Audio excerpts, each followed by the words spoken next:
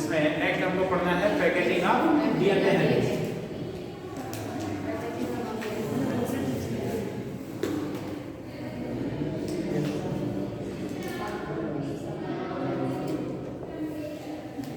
Packaging of DNA helix.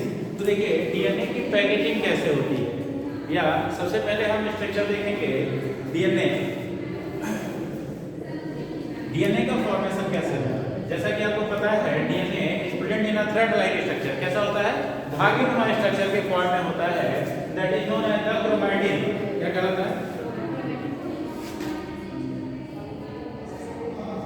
Chromatin. Then it condense to form the chromatid and chromatid further condense to form the chromosome.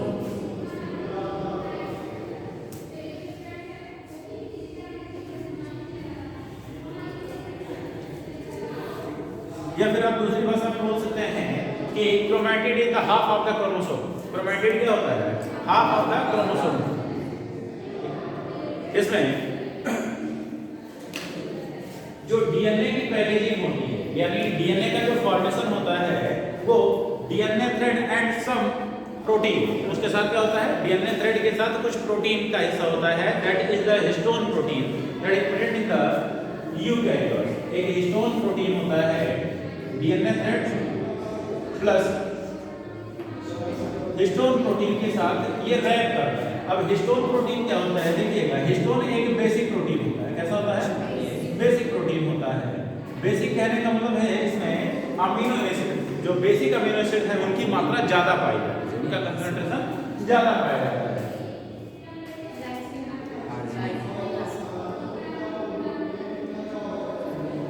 ये दो amino acid हैं, lysine है और arginine. Lysine और arginine amino acid वैसे total 20 हैं, जिसमें 10 essential और 10 नॉन इसेंशियल पड़ते हैं। जो 10 इसेंशियल है वो बाद में 8 इसेंशियल हो जाते हैं और 2 सेमी इसेंशियल हो जाते हैं। ठीक है, जब बायोमोलिक्यूलर डिस्कस करेंगे तो वहां पे आपको बता दिया जाएगा। तो इन्हीं अमीनो एसिड्स में कुछ अमीनो एसिड जो होते हैं वो एसिडिक नेचर के होते हैं और कुछ बेसिक नेचर के होते हैं, यानी अल्कलाइन नेचर के होते हैं। तो उसी में दो अमीनो एसिड है, लाइसिन और आर्जिनिन। ये basic protein, basic amino acid होते हैं। तो ये हिस्टोन प्रोटीन जो है वो बेसिक प्रोटीन है और ये पॉजिटिवली चार्ज है। बेस या जो इलेक्ट्रॉन डोनेट करे तो इसके ऊपर पॉजिटिव चार्ज है और डीएनए नेगेटिवली चार्ज। अब इस हिस्टोन की अगर हम बात करें, हिस्टोन, तो हिस्टोन में 4 मॉलिक्यूल पाए जाते हैं, 4 तरह के मॉलिक्यूल पाए जाते हैं।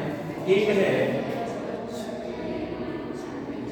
H2A, H2B, H3 and H4। ये 4 मॉलिक्यूल जो है मिलकर के ऑक्टामर फॉर्म करते हैं। क्या बनाते हैं, ऑक्टामर फॉर्म करते हैं। मतलब हर एक टाइप का जो मॉलिक्यूल होता है इसके दो मॉलिक्यूल्स आपस में जुड़ करके एक ऑक्टामर का फॉर्मेशन करते हैं। जैसे 1 2 3 और ये 4 मॉलिक्यूल हो गए, हर एक के दो होंगे। ठीक है, इसके पीछे हर एक के दो होंगे। जैसे ये H2A, ये हो गया H2B, ये आपका H3 और एक हो गया H4। तो इन सब के दो मॉलिक्यूल कितने हैं, दो मॉलिक्यूल हैं। तो ये कुल मिलाकर के कितने मॉलिक्यूल हो गए, 8। इसलिए इसको हम बोलते हैं histone octamer. Histone octamer. DNA जो होता है ये इसी के अराउंड रैप्ड होता है। डीएनए इसी के अराउंड रैप्ड होता है, क्योंकि हिस्टोन आपका पॉजिटिवली चार्ज है, डीएनए नेगेटिवली चार्ज है, तो उसके ऊपर जो है ये जुड़ जाता है और इसके ऊपर रैप हो जाता है। रैपिंग के बाद जब ये डीएनए मॉलिक्यूल निकलता है, यहाँ से ये डीएनए थ्रेड निकलता है, तो इसको एक सील करने के लिए एक मॉलिक्यूल प्रेजेंट होता है जो इसको सील करता है, दैट इज H1 और H5 भी। एक मॉलिक्यूल और होता है H5। इन दोनों में से कोई एक ही प्रेजेंट होगा एट अ टाइम। एक समय पे क्या होगा, एक ही प्रेजेंट होगा। आपके बुक में H1 के बारे में लिखा हुआ है, तो आप सबसे पहले किसको प्रेफर करेंगे, H1 को प्रेफर, H1 हिस्टोन को। That is not a part of octamer, ये ऑक्टामर का पार्ट नहीं होता। ये पूरा स्ट्रक्चर क्या कहलाता है? न्यूक्लियोसोम कहलाता है। ये हिस्टोन ऑक्टामर प्लस इसके ऊपर जो डीएनए रैप्ड होता है, डीएनए रैप्ड होता है, और रैपिंग कितनी होती है? 1/3 होता है, 1/3 होता है, यानी एक टर्न पूरा और दूसरा 1/3, मतलब सॉरी 3/4, दूसरा वाला टर्न 3/4, मतलब 1.25 टर्न बोल सकते हैं, या इसको आप डेसिमल में कन्वर्ट करेंगे तो 1.75 टर्न, 1.75 टर्न, मतलब 1 से ही 3/4 टर्न जो है ये इसके अराउंड घुमा हुआ होता है। उसके बाद जाता है तो ये हिस्टोन प्रोटीन इसको रैप्ड कर देता है, फिर ये जाएगा, फिर किसी ऑक्टामर के अराउंड रैप करेगा, फिर वहां से निकलेगा, फिर ये स्ट्रक्चर जो है ऐसे ही फॉर्म करता रहेगा। ठीक है, ये न्यूक्लियोसोम का जो स्ट्रक्चर है ये ऐसे ही लगता है जैसे बीट्स ऑन स्ट्रिंग। इसको, इसके मॉडल को एक्सप्लेन करने के लिए इसके लिए एक टर्म दिया गया कि जैसे डीएनए थ्रेड है, इस पे जगह जगह पे हिस्टोन ऑक्टामर पाया जा रहा है, तो अगर इसका हम व्यू देखें तो ऐसा दिखाई देता है जैसे बीट्स ऑन स्ट्रिंग। स्ट्रिंग मतलब होता है धागा, बीट्स का मतलब होता है मोती। जैसे मोतियों की माला में जो धागा होता है that is the histone DNA thread, और जो मोती है वो हिस्टोन प्रोटीन है, तो इसका अपीयरेंस ऐसे ही दिखाई देता है। तो ध्यान दीजिएगा, लेकिन ये ऐसे स्ट्रेट मैनर में नहीं, ये फिर कुछ इस तरीके से, ये न्यूक्लियोसोम जो है ऐसे ही 6 न्यूक्लियोसोम मॉलिक्यूल, कितने? 6 न्यूक्लियोसोम मॉलिक्यूल एक हेलिकल स्ट्रक्चर फॉर्म करते हैं। क्या बोलते हैं?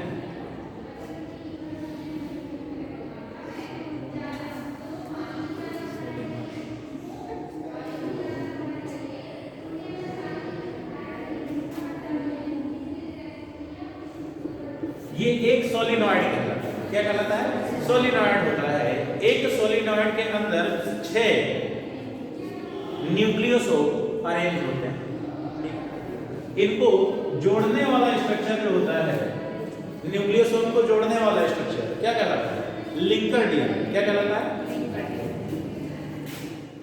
ये लिंकर डीएनए का पार्ट होता है। ठीक है, ये क्या होता है? लिंकर डीएनए, जो इनको आपस में जोड़ने का काम करता है। जैसे ये न्यूक्लियोसोम हो गया, ठीक है, एक न्यूक्लियोसोम का मॉडल हो गया, ये आपका डीएनए थ्रेड हो गया, कॉइलिंग किया, यहाँ से निकलेगा, फिर जाके दूसरे के अराउंड कॉइलिंग करेगा, तो इन दोनों के बीच का जो डीएनए थ्रेड होगा ये क्या कहलाएगा? लिंकर डीएनए कहलाएगा। क्या कहलाएगा? Linker DNA. और ऐसे ही 6 न्यूक्लियोसोम मिलकर के ही सोलिनॉइड बनाते हैं। फिर ऐसे ही सोलिनॉइड जो होते हैं ये कंडेंसेशन होता है, कंडेंसेशन होता है तब जाकर के ये क्या फॉर्म करता है? क्रोमैटिन। क्या फॉर्म करता है? क्रोमैटिन। क्रोमैटिन जो होता है, आपने पढ़ा था कि जो डीएनए थ्रेड है आपका, इसकी चौड़ाई कितनी होती है डीएनए हेलिक्स की? 2 नैनोमीटर। कितनी थी? 2 नैनोमीटर। अरे भाई, जो टोटल विड्थ होगी वही तो हम लेंगे डीएनए डबल हेलिक्स की, तो टोटल चौड़ाई कितनी थी? 2 नैनोमीटर मात्र, या 20 एंगस्ट्रॉम आप लिखते हैं। ठीक है, तो इतनी ही होती है। अब उसका फर्दर जब कंडेंसेशन होता है तो ये बनाता है क्रोमैटिन। क्रोमैटिन का जो कंडेंसेशन होता है वो 300 to 400 नैनोमीटर पर होता है। कितने पर होता है? 300 to 400 नैनोमीटर पर होता है। और फर्दर ये और ज्यादा कंडेंस होती है। कंडेंसेशन का मतलब आप समझिए कि कम जगह में उनको पैक किया जा रहा है, कम जगह में पैक किया जा रहा है। जैसे विंटर सीजन है, इस समय अब आप लोग तो नहीं कि आप मार्केट से ऊन खरीद के लाते हैं, तो ऊन जो होता है वो ऐसे ही रैपिंग होती है। ठीक है, तो वो ढेर सारी जगह, इतनी जगह लेता है। ठीक है, तो उसको क्या करती है महिला? गोला बना देती है, यानी कि उसको कंडेंस फॉर्म में ले आती है। क्या करती है? कंडेंस फॉर्म में ले आती है, मतलब कम जगह में उन्होंने इतने ऊन को क्या किया, इतनी सी जगह में रख दिया। That is the condensation. तो यहाँ पे जब हम कंडेंसेशन करते हैं क्रोमैटिन का, तो ये क्या फॉर्म करता है? क्रोमैटिन।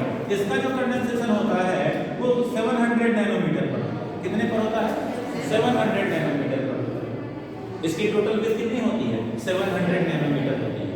और ऐसे ही दो पार्ट से मिलकर के हमारा क्रोमोसोम बना हुआ होता है, तो इसकी टोटल जो कंडेंस होने के बाद विड्थ होगी इसकी वो 1400। तो एक क्रोमोसोम जो कंडेंसेशन के बाद फॉर्म होता है during the metaphase, cell division के मेटाफेज के दौरान ही हम क्रोमोसोम को इस फॉर्म में देख सकते हैं। बाकी समय ये हमेशा हमारे सेल के अंदर डीएनए इसी फॉर्म में पाया जाता है, क्रोमैटिन की फॉर्म में। एक्चुअली जब सेल को डिवाइड करना होता है तभी क्रोमैटिन थ्रेड क्रोमैटिन में कन्वर्ट होता है, देन ये कंडेंस होता है, then condense to form the chromosome. अब ये क्रोमोसोम सिर्फ मेटाफेज के दौरान ही बेस्ट विजिबल होता है। ये भी आपसे क्वेश्चन पूछा जाता है, पढ़ाएंगे इसको सेल डिवीजन में, ठीक है। तो ये फर्दर जब कंडेंस हो गया तो ये क्या फॉर्म करता है chromosome, that is the packaging of DNA, ठीक। फिर देखिए इसका नाम क्यों पड़ा, जब इसकी स्टेनिंग की गई, न्यूक्लियस की, ठीक है, न्यूक्लियस के अंदर के मटेरियल की स्टेनिंग की गई, तो ये कलर्ड पार्टिकल है, ये क्या है कलर्ड पार्टिकल दिखाई दिए। दैट मींस क्रोमा का मतलब होता है कलर और सोमा का मतलब होता है body, they are the coloured body, that's why they are known as the chromosome, ठीक है। ये कलर्ड बॉडी थे न्यूक्लियस के अंदर, इसीलिए इनको नाम दे दिया गया क्या क्रोमोसोम, ठीक है। बात कर लेते हैं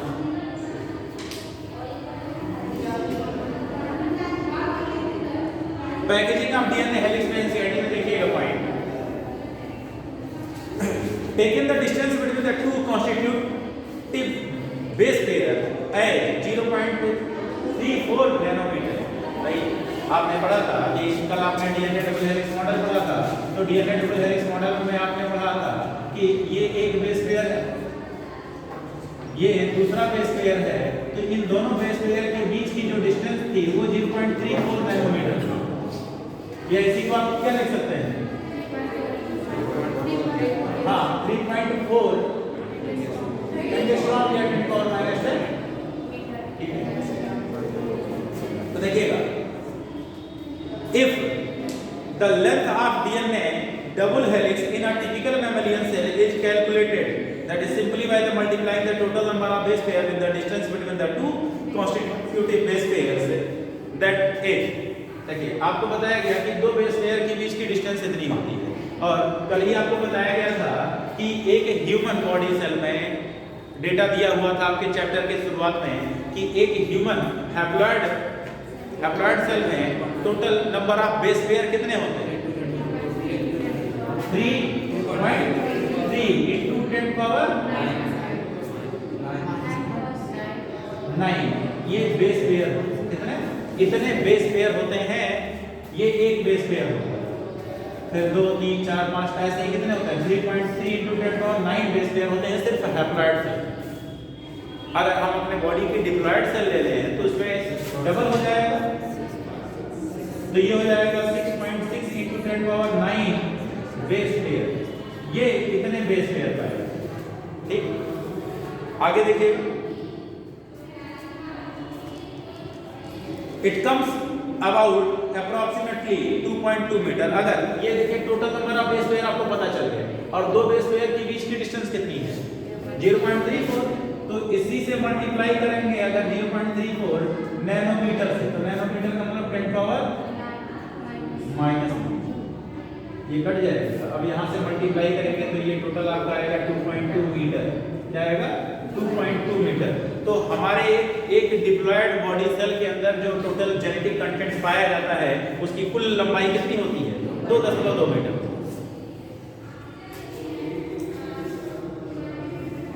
A length that is far greater than that dimension of a typical nucleus। तो अब देखिए अगर एक न्यूक्लियस का साइज देखें, हम सेल का ही साइज लेते हैं तो माइक्रोमीटर में आता है, किसमें आता है माइक्रोमीटर, और हमारे पास डीएनए की लेंथ कितनी आई है 2.2 मीटर। तो इतने बड़े डीएनए को हम उतने माइक्रोस्कोपिक सेल के अंदर रखेंगे कैसे, तो हमको क्या करना पड़ेगा कंडेंस करना पड़ेगा, उसको क्या करना पड़ेगा कंडेंस करना पड़ेगा, that is the process of condensation. इसीलिए उसको क्या किया गया कंडेंस करके दूसरी सी जगह के अंदर रखा गया। दैट इज फार ग्रेटर, मतलब जो कि बहुत ज्यादा होता है that the dimension of a typical nucleus, एक टिपिकल न्यूक्लियस से दैट इज अप्रोक्सीमेटली 10⁻⁻6 मीटर, यानी कि माइक्रोमीटर में होता है। क्या होता है? माइक्रोमीटर में। How is such a long polymer packed in a cell, तो कैसे पैक्ड होता है? By the process of condensation, इसका जवाब यही होगा, by the process of condensation. हम उस जेनेटिक मटेरियल को क्या करेंगे? कंडेंस कर देंगे, तो कंडेंसेशन के बाद वो कम जगह में क्या होगा? आ जाएगा। आगे, if the length of E coli DNA is 1.36 metre, can you calculate the number of base pair in E coli? बता सकते हैं बेस पेयर? लेंथ दिया हुआ है, रटा हुआ 4.6 × 10⁻6 बेस पेयर, ठीक है। तो देखिए 1.36 मिलीमीटर दिया गया है, यहाँ पे क्या किया गया है? मिलीमीटर दिया गया है। अब इस मिलीमीटर को आप क्या करेंगे? मीटर में कन्वर्ट कर लीजिए।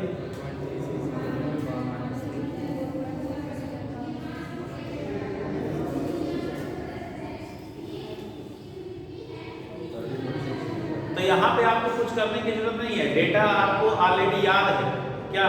4.6 × 10⁻6, ठीक है। अगर आपको डेटा याद है तो कैलकुलेट करने की जरूरत नहीं है। बायोलॉजी है, फिजिक्स केमिस्ट्री नहीं कि कैलकुलेट करना पड़ेगा। अगर जो फैक्चुअल डेटा जो है, फैक्ट जो है दिया गया है एज, तो उसको आप याद रखिए। आपको कुल मिला के आपको समय बचाना है क्वेश्चन, नहीं कि हम कैलकुलेट करके निकालेंगे। जैसे कोई लोग होता है ना, हम सॉल्व करके निकालेंगे तब टिक करेंगे, नहीं, क्या फायदा है? कुल मिला के आपको नंबर उतने ही मिलेंगे, समय बच जाएगा तो दूसरे क्वेश्चन पे आप लगा सकते हैं। अगला, in the prokaryotes such as the E coli through they do not have a definite nucleus, the DNA is not scattered throughout the cell. तो ये कह रहे हैं कि जैसे कि हम मान लिए कि यूकैरियोटिक सेल है, उसमें न्यूक्लियस होता है, तो इस न्यूक्लियस के अंदर हमने इस जेनेटिक मटेरियल को कंडेंस करके यहीं पे पाया। ये बात समझ में आती है? प्रोकैरियोट में सेल मेम्ब्रेन या सेल वॉल को पाया जाता है, लेकिन न्यूक्लियर मेम्ब्रेन नहीं होता है। तो क्या इनका जेनेटिक मटेरियल जो है वो बिखरा हुआ रहता है? नहीं, एक डिफाइंड पोजीशन पर रहता है इनका जेनेटिक मटेरियल, और वो भी कॉइल स्ट्रक्चर में रहता है। जिस पोजीशन पर पाया जाता है, जिस जगह पे पाया जाता है, उस एरिया को हम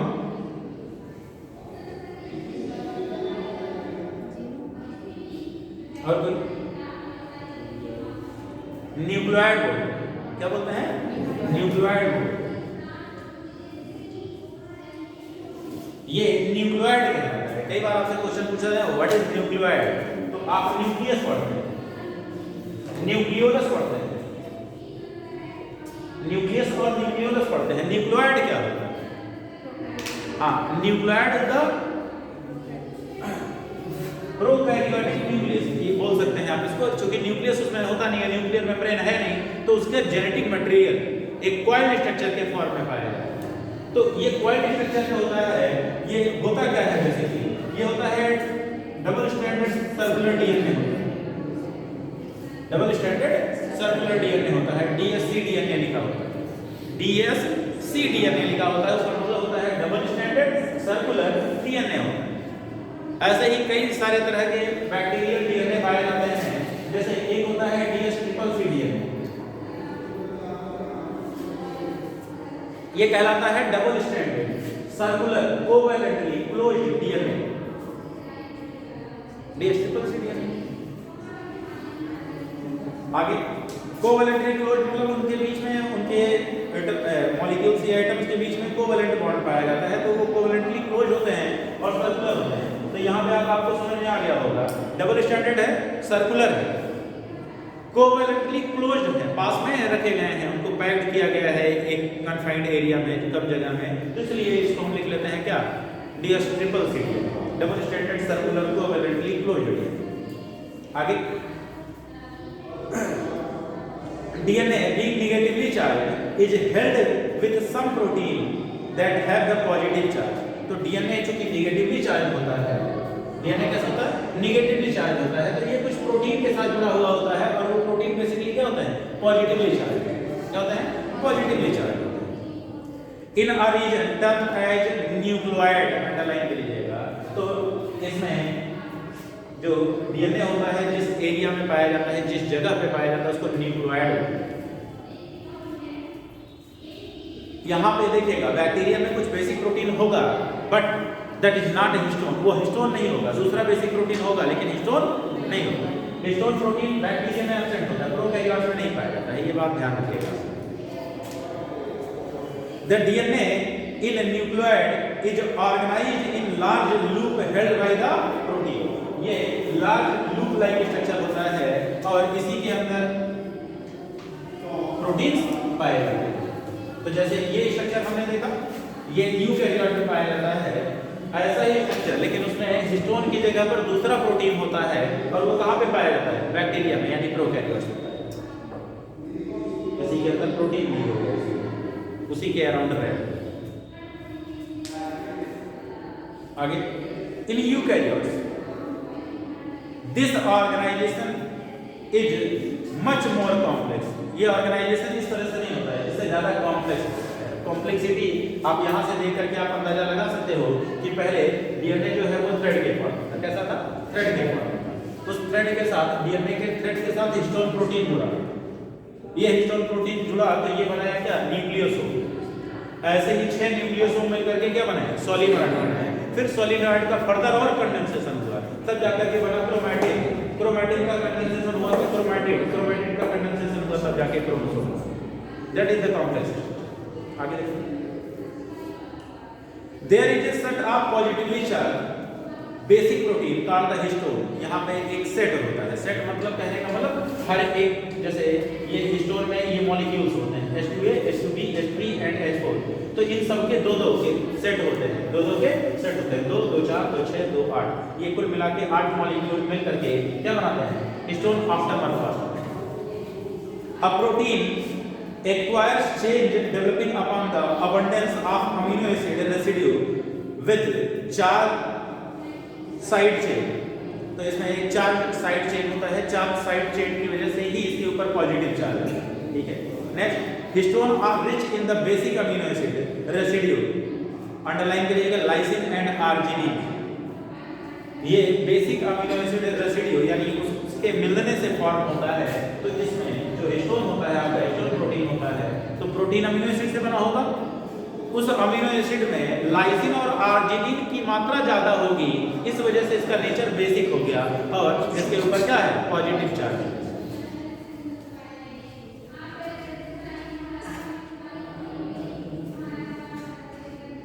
अब पॉजिटिव और नेगेटिव चार्ज के बेसिस पे आप ये समझ लीजिएगा कि एसिड और बेस क्यों बोलते हैं। पॉजिटिव और नेगेटिव चार्ज के बेसिस पे आपने केमिस्ट्री में पढ़ा होगा, Lewis acid, Lewis base. Electron कोई देता होगा, कोई लेता होगा, उसी के बेसिस पे चार्ज आता है, तो बोलते हैं। आगे देखेंगे, both the amino acid residue carry the positive charge in their side chain and histone are organized to form a unit of 8 molecule called the histone octamer। यहाँ हिस्टोन ऑर्गेनाइज हो जाता है, सबके दो मॉलिक्यूल ऑर्गेनाइज होकर के एक 8 molecule का स्ट्रक्चर बनाते हैं, 8 मॉलिक्यूलर स्ट्रक्चर बनाते हैं, जिसको हम हिस्टोन ऑक्टामर बोलते हैं। Next, the negatively charged DNA is wrapped around the positively charged histone octamer to form the structure called the nucleosome। अब इस हिस्टोन ऑक्टामर के अराउंड डीएनए ने क्या किया? रैप कर लिया, इसको रैप कर लिया। और यहाँ पे जो रैपिंग का जो टर्म है वो कितना है? टोटल 134, एक सही 3/4, मतलब 2.25।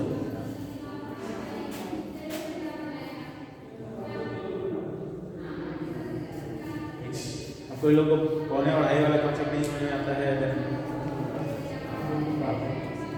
सीखिए, नहीं सीखेंगे तो आपका नुकसान। नेक्स्ट देखेंगे, कभी कभी दुकानदार के यहाँ चले जाते हैं तो कहता है कि ये इतने का है तो 1.25 किलो दे दें। आप समझ नहीं पाते हैं कि 1.25 किलो क्या हो।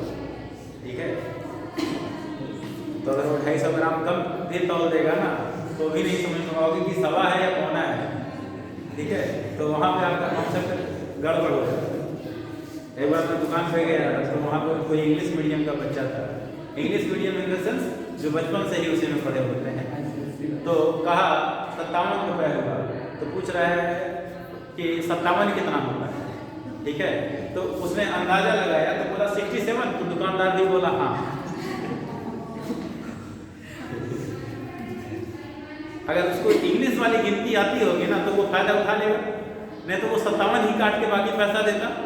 लेकिन अगर उसको इंग्लिश वाली आती होगी ना तो आप 57 की जगह 67 बोल दिए हो तो 57 ही काटेगा 10 रुपये और 57 में बोलना चाहिए, नहीं तो ज़्यादा कम हो जाएगा ना, 30 रुपये मिलेगा तो उसको डाउट हो जाएगा, इतना महंगा तो नहीं है। तो कुछ रुपए का अंतर होता है तो नहीं पकड़ पाते हैं। तो फिर भाई ऐसे ही इंग्लिश का क्या फायदा है जिससे हमारा ही नुकसान हो। तो हम जहाँ जिस लोकेलिटी में रहते हैं वो लोकल लैंग्वेज हमको आनी चाहिए। ये तो आपको पहले चैप्टर में ही लिविंग वर्ल्ड में ही बता दिया था, ठीक है, कि मुंबई पहुंच गए और बोल रहे हैं प्याज दे दो तो कहेगा नहीं मिलेगा। सामने रखा हुआ है, कहेगी प्याज है क्या, वो कांदा है। अब वहाँ डिस्प्यूट हो गया, झगड़ लो, पहले डिस्प्यूट क्लियर हो जाए तो बताना कि प्याज है कि कांदा है। चाहिए वही ना, चाहिए वही, बट आपको क्या लोकल लैंग्वेज आनी चाहिए, ठीक है। आगे देखें, nucleosome. Next, typical nucleosome contains 200 base pair of DNA helix, underline कर लीजिएगा। अब देखिए एक न्यूक्लियोसोम में टोटल बेस पेयर कितने होते हैं? 200। हाँ, न्यूक्लियोसोम में टोटल बेस पेयर की संख्या हो गई 200 बेस पेयर। तो अब इस न्यूक्लियोसोम की लेंथ बता दीजिए।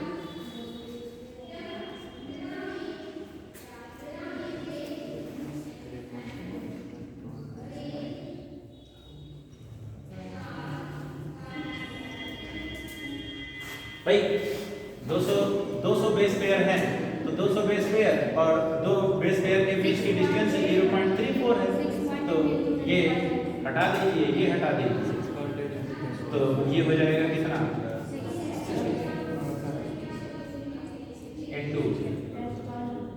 8 पावर माइनस, या आप बोल सकते हैं हाँ, या 68 नैनोमीटर। अभी तक देखिए, आप जो डीएनए थ्रेड पढ़ रहे थे, क्या पढ़ रहे थे? ये डीएनए थ्रेड के बारे में पढ़ रहे थे। इस डीएनए थ्रेड की टोटल थिकनेस कितनी थी? Total thickness 2 nanometre. कितनी? 2 नैनोमीटर। तो अब उसको हमने क्या किया, कंडेंस करके इसके स्ट्रक्चर को कंडेंस करके इस प्रोटीन के अराउंड हमने क्या कर लिया, इसको 68 नैनोमीटर का कर लिया। अब ऐसे ही एक सोलिनॉइड में कितने होंगे? 6 ना, कितने आएंगे?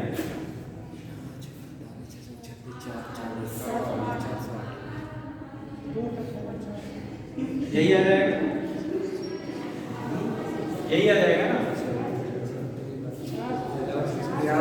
48, 4 आया, 6 6 36, अच्छा 36 4 40, ये कितना 408 नैनोमीटर, ठीक है।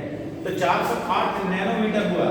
अब दैट इज अराउंड द, अब ये क्या फॉर्म कर सकता है, ये क्रोमैटिन थ्रेड के फॉर्म में देख सकता है, ठीक है।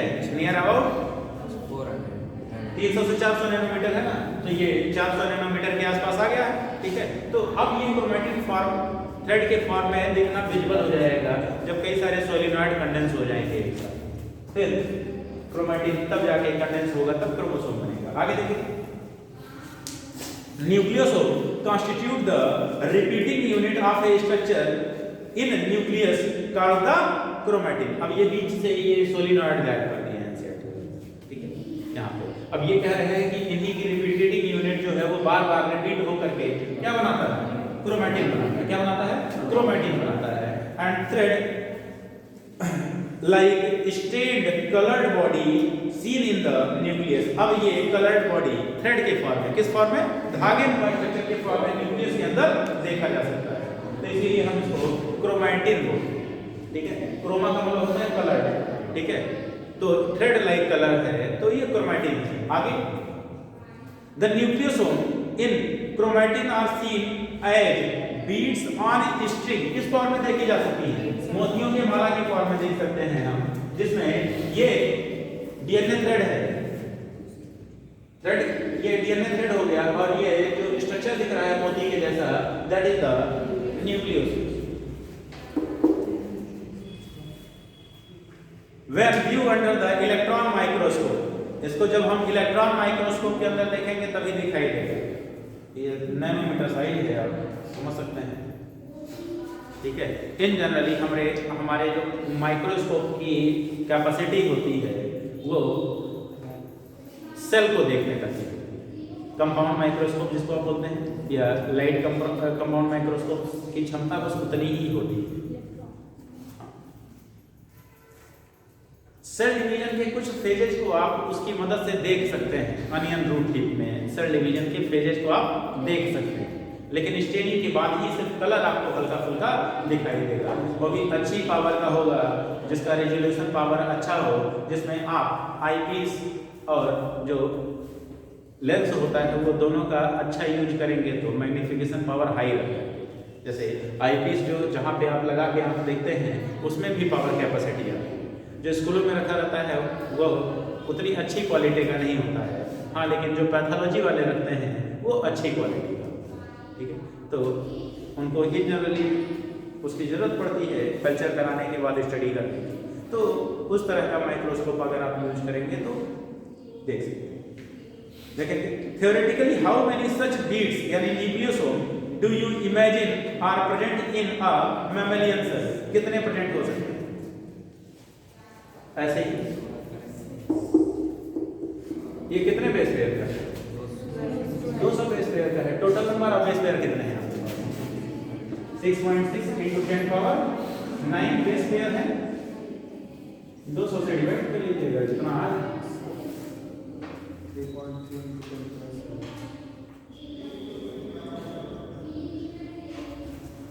भाई जाहिर सी बात है, ये तो ही हो जाएगा ऊपर, तो इसको 7 कर देगा, इसको क्या करेगा 7 कर देगा, और ये 3.3 हो जाएगा।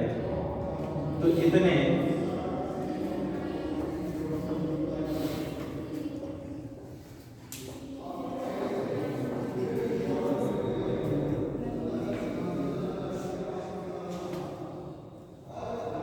प्रेजेंट हो, ठीक है। आगे The beads on string structure in chromatin is packed to form the chromatin fiber that are further coiled and condensed at metaphase stage of the cell division to form the chromosome.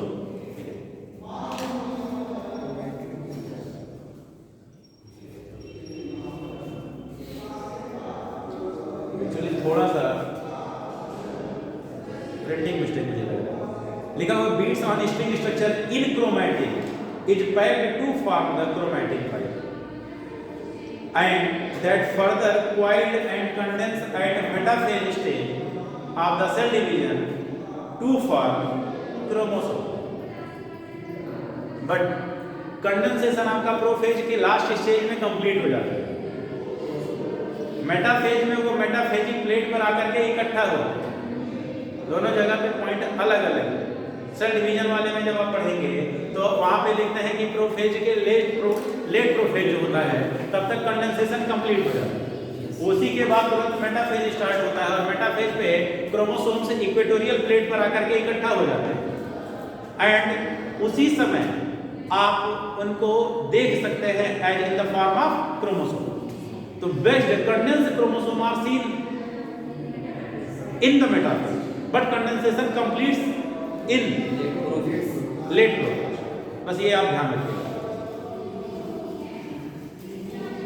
अब वो late prophase आप define कैसे करोगे? Actually duration बहुत कम होता है, तो metaphase के दौरान ही आप क्रोमोसोम को देख सकते हैं जब फुल्ली कंडेंस फॉर्म में होगा, क्योंकि कंडेंसेशन कब कंप्लीट होगा एट द लास्ट फेज, उसी के तुरंत बाद क्या होता है मेटाफेज स्टार्ट हो जाता है। ऐसा कोई क्लियर कट बाउंड्री नहीं है। जैसे आप जब सेल डिवीजन आप पढ़ोगे तो वहां पे आपको बताया जाएगा सेल साइकिल पहले। सेल साइकिल में आपको बताया जाएगा G1 है, S G2 और M फेज है। M के बाद फिर G1 और कभी-कभी G1 से कहां पे चला जाता है G0 फेज में फेज मिला करके इंटरफेज कहलाता है। क्या कहलाता है? इंटरफेज कहलाता है। और टोटल सेल डिवीजन का जो ड्यूरेशन होता है हमारा, वो टोटल ड्यूरेशन का 95% समय यहाँ पे लग जाता है, 5% समय यहाँ पे।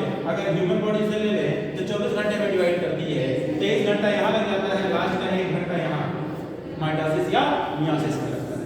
तो माइटोसिस में भी अब फर्दर कैरियोकाइनेसिस और साइटोकाइनेसिस में बटा हुआ है।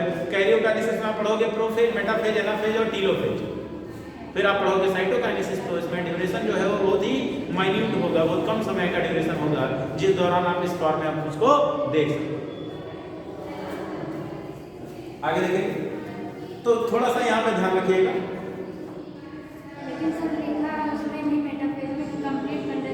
Complete condense form of chromosome are visible in at the metaphase. But आप इसको थॉरसली जब पढ़ोगे ना किसी अदर बुक से, साइड बुक से, जिसमें डिटेल में दिया गया हो, तो लेट प्रोफेज एक होता है, एक अर्ली प्रोफेज होता है जिसमें कंडेंसेशन शुरू होता है, और एक लेट प्रोफेज होता है जिसमें कंडेंसेशन कंप्लीट हो जाता है। उसमें उसके अलावा न्यूक्लियर मेम्ब्रेन डिसअपीयर हो जाती है, सेल ऑर्गेनेल गायब हो जाते हैं, तब वहां पे आपको क्लियर कट दिखाई पता चले लिखा। अब थोड़ा सा कम लिख देते हैं, कितने में इनका काम चल रहा है, बाकी डिस्प्यूट आप देखिए। आगे देखें, packaging of chromatin at higher level requires the additional set of protein that collectively are refers to as non histone chromosomal protein. इसके अलावा देखिए, जब क्रोमैटिन का फर्दर कंडेंसेशन करना, ठीक है, क्रोमैटिन का फर्दर कंडेंसेशन करना होता है, तो इसके अलावा कुछ अदर प्रोटीन की भी जरूरत पड़ती है जिसके अराउंड ये कंडेंस होते हैं, वो नॉन हिस्टोन प्रोटीन होते हैं, तो उनको हम बोलते हैं non histone chromosomal protein, NHC complex या NHC protein. In a typical nucleus some region of chromatin are loosely packed and stain light and are refers to as the euchromatin, and the chromatin that is more densely packed and stain dark are called the heterochromatin. ध्यान दीजिए, जैसे ये condensation हो रहा, ठीक है, तो condensation जब होता है तो इसी में होगा, ठीक है, क्रोमैटिन के फॉर्म में होगा। तो ध्यान दीजिएगा यहाँ, अब ये आपके पास क्रोमैटिन है, इसके अंदर यही क्रोमैटिन फाइबर टूज के बारे में जिस तरीके से यही कंडेंस कर दिया गया इतनी जगह। यहाँ पे अगर हम देखते हैं तो कहीं पे कंडेंसेशन बहुत ज्यादा है, कहीं पे कंडेंसेशन बहुत ज्यादा है, और जब हम उसको स्टेन करते हैं, क्या करते हैं, स्टेन करते हैं, कलर करते हैं, तो हमको ऐसे ही बैंड दिखाई देता है। क्या दिखाई देता है? बैंड। अब ये बैंड में ये रीजन कैसा है, थोड़ा सा हल्का है, ये वाला गाढ़ा है। तो ये कह रहे हैं कि हमको जगह जगह पे जो कंडेंसेशन दिखाई देता है, वहां पे कहीं कहीं डीएनए की जो पैकेजिंग होती है वो थोड़ी सी लूज होती है, और जब हम उसको कलर करते हैं तो वो उतना रीजन हमको हल्का अपीयर होता है। इसको हम बोलते हैं यूक्रोमैटिन। क्या बोलते हैं? यूक्रोमैटिन बोलते हैं। और कह रहे हैं कि जहां पे स्टेनिंग डार्क नजर आती है, थोड़ी सी गाढ़ी नजर आती है, वहां पे कंडेंसेशन ज्यादा हुआ रहता है, उस पार्ट को हम हेटेरोक्रोमैटिन बोलते हैं, हेटेरोक्रोमैटिन बोलते हैं। फिर ये कह रहे हैं कि जो यूक्रोमैटिन होता है ये एक्टिव होता है। एक्टिव रीजन कहने का मतलब क्या है? हाँ, ये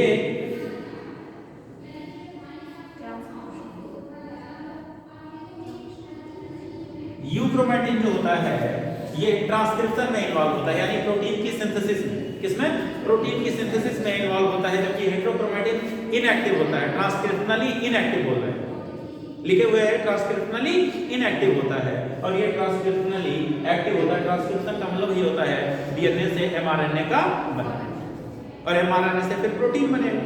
तो यानी कि ये क्रोमोसोम या क्रोमैटिन का वह रीजन है जहां पे ये इंफॉर्मेशन होती है कि कौन सी प्रोटीन बनानी है, तो वो किस रीजन में होगा? यूक्रोमैटिन। ठीक है, तो ये आप ध्यान रखिएगा। नेक्स्ट देखेंगे, euchromatin is said to be transcriptionally active chromatin whereas heterochromatin is inactive। Underline कर लीजिएगा, यूक्रोमैटिन ट्रांसक्रिप्शनली एक्टिव है जो प्रोटीन की सिंथेसिस करेगा, और हेटेरोक्रोमैटिन जो है ये ट्रांसक्रिप्शनली इनएक्टिव है जो प्रोटीन की सिंथेसिस नहीं करता। ठीक है।